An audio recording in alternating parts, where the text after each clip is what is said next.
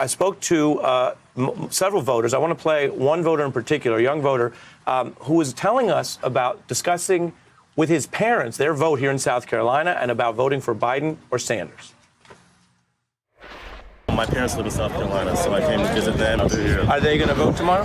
Yes, they are going to vote tomorrow. Have you had the conversation? I had a conversation with them months ago. They were more Biden in the beginning, but they weren't really following, the race. I mean, they just know Biden, Obama, and that's what it was. But I kind of had to, pull them along, tug them along into knowing, hey guys, this is what Bernie stands for. This is why this is going to be important. My mother is battling with MS. She's doing okay right now. No, thank you. She's doing okay right now. It was two. It was the education and healthcare together. Like, hey mom, you always talked about, and I'm going through student loans right now. You've always talked about, the student loans and how unaffordable college is for so many people. This is our time to make a difference, to say, to help people, especially people from a lot of our community. We want to help everyone, but people from our community, we struggle so much. Do you know who they're voting for tomorrow? Yes, I do. Bernie Sanders.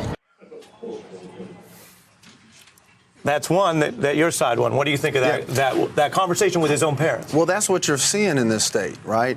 A lot of the, say, older African Americans are more inclined to maybe lean towards Joe Biden because that's what they're familiar with. But the younger generation, they are rocking extra hard with Bernie Sanders right now, including in the black community.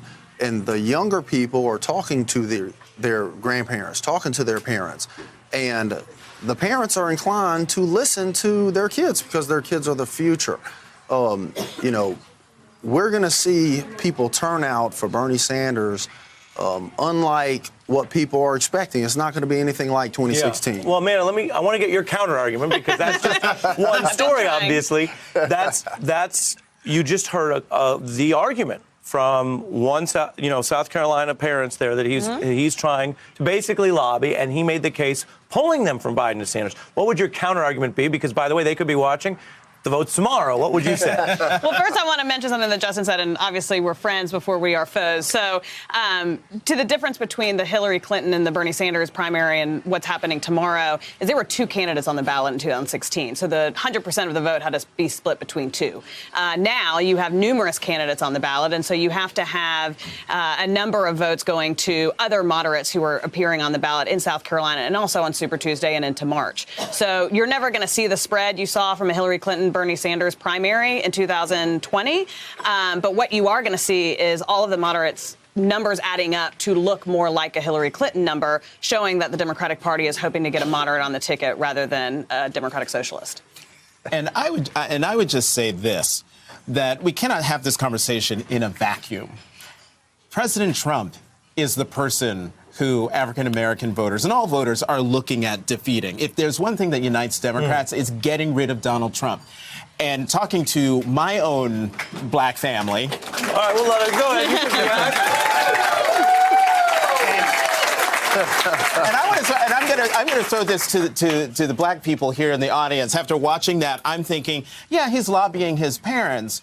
But those parents, and particularly my relatives, they are focused on getting rid of Trump. They look at all the candidates and they're looking at the person who's the one who can beat him. It's not just familiarity. Yeah, my Aunt Gloria loves Joe Biden. My mom is leaning to Mike Bloomberg. They are wide-eyed about the racial implications and everything, but they want him gone. And so I'm looking at, to your point about older African Americans listening to their kids, there are some older African Americans who look at their kids and say, yeah, baby, that's, I hear what you're saying. And then they're going to go into the voting booth and vote their conscience, vote their fears, vote their hopes and aspirations.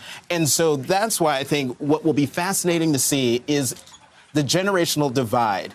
Is it really there? Will the younger voters who are tending towards Senator Sanders, are they going to come out in the numbers that make their voices heard, that swamps the older generation who they're trying to persuade? Hey, I'm Ari Melber from MSNBC. You can see more of our videos right here, or better yet, subscribe to our YouTube channel below.